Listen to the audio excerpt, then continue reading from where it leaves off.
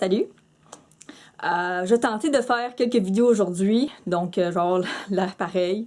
Mais je voulais faire une vidéo sur mon histoire d'automutilation, pour une chose. J'ai commencé à me blesser de façon très minime, mais dans le but de me blesser et dans le but de tolérer la souffrance depuis que j'ai l'âge de 5-6 ans. À ce temps-là, c'était... Je voulais tolérer la douleur parce que je voulais tolérer ce qui se passait à la maison. Mon père qui était un peu abusif physiquement. Et je voulais, quand il me frappait, de ne pas avoir de réaction. Et c'est ce qui est arrivé, c'est que j'avais pas de réaction quand il me frappait. Ce qui lui est fâché le plus, ce qui lui a plus fâché, excusez-moi, il voulait avoir une réaction. Ou une réaction. Désolée, moi, mes masculins et féminins sont pas super.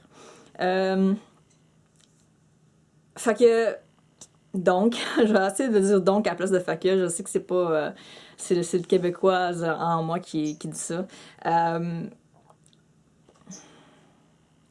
Après, j'ai arrêté de me blesser pendant quelques années et recommencé quand j'étais adulte. J'ai commencé à mutiler plus sévèrement. En cause de mémoire d'abus sexuels dans la famille. Je voulais me distraire de ce que je ressentais dans ma tête et sur ma peau, je me sentais sale.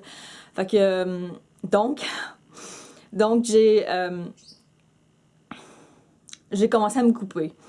J'ai fait ça en secret, pareil comme quand j'étais petite, j'ai fait ça en secret, il y a personne qui le sait, mes parents ne savaient pas que je me blessais.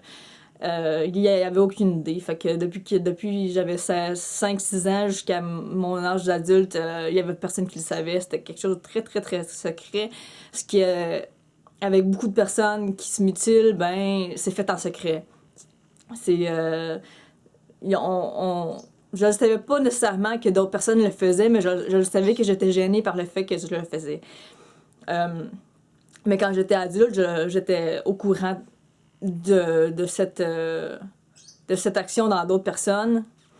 Mais fait que je savais comment est-ce que c'était tabou et comment est-ce que ça blesserait ma famille s'ils le savaient.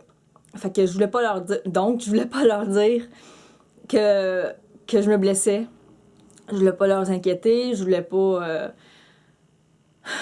les blesser, je voulais pas de tout. En tout cas, j'ai commencé à me blesser en me coupant. Après ça, j'ai commencé à me brûler, je me frappais la tête, toutes sortes d'affaires.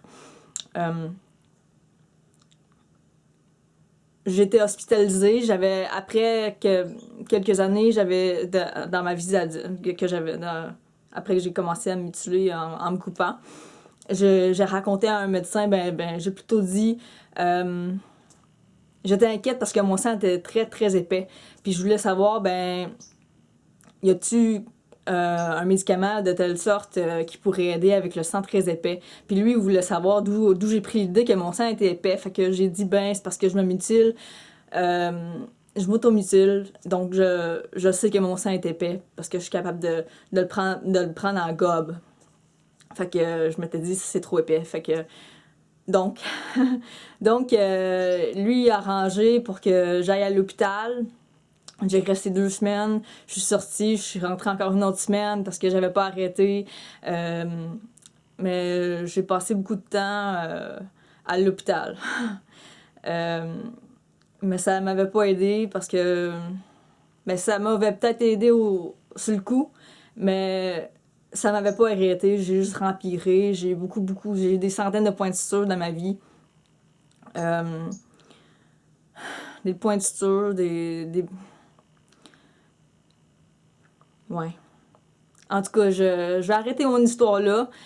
J'aimerais dans le futur parler des méthodes que j'ai utilisées ou que j'ai appris que d'autres personnes, ça leur aide. Peut-être que ça m'aide pas, mais peut-être que ça va vous aider. Mais je vais parler des méthodes que j'utilise ou qui peuvent être utilisées pour éviter l'automutilation.